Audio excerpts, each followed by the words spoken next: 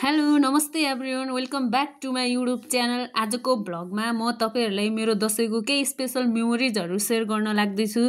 यो वर्षको दशैं कसरी बित्यो, फ्यामिली मोमेन्ट, फन मोमेन्ट सबैलाई यस भ्लगमा क्याप्चर गरेछु। Let's get started. अब दशैं भन्नासाथ परिवारको माया, रमाइलो वातावरण र चाइल्डहुड मेमोरिजहरु याद आउँछ। यसपालि पनि घरमा सबैजना भएर टीका जमरा ब्लेसिङहरु लिइयो अनि रमाइलो खानाहरु अनि फोटो भिडियो सबै मजाक इन्जोयहरु एकदमै रमाइलो भएको थियो। अनि जति व्यस्त भए पनि दशैंमा एकचोटी फ्यामिलीसँग बस्न पाउनु नै सबैभन्दा ठूलो खुसीको कुरा हो।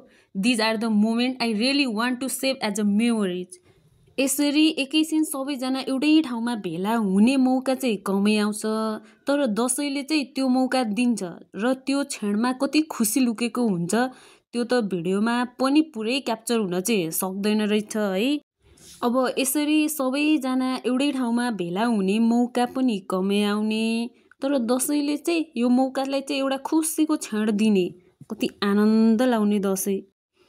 दशैंमा हामी थोरै बाहिर पनि निस्क्यौं, मौसम कति फ्रेश पनि थियो अनि बाटोभरि हाँसिरहेको मान्छेहरू देख्दा त त्यो फेस्टिभ भाइब झनै बढे जस्तो लाग्ने।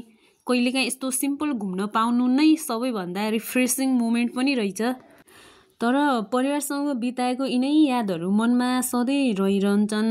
कहिलेकाहीँ लाग्छ सबैजना यतिकै सँगै बस्न पायो भने कति राम्रो हुन्थ्यो होला, तर जीवन सबैको व्यस्त रहने, दशैंले हामीलाई फेरि एकपटक एकअर्कासँग चाहिँ जोडिने मौका हुने।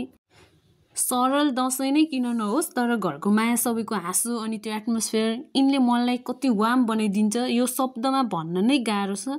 यस वर्षका मेमोरिजले मलाई फेरि एकपटक बाल्यकालको दशैंको पनि याद दिलाएको हो। अलराइट एभ्रिवन, यो थियो मेरो दशैं मेमोरी भ्लग। अन्तिमसम्म हेरेर सपोर्ट गरिदिनु भएकोमा धेरै धेरै धन्यवाद। यदि तपाईलाई भ्लग मन पर्यो भने लाइक, कमेन्ट र सब्स्क्राइब गर्न नबिर्सिनु होला। आफ्नो दशैं कसरी बित्यो भनेर कमेन्टमा लेखिदिनु होला। See you in the next video. Stay happy, stay safe and cherish every moment. Bye by.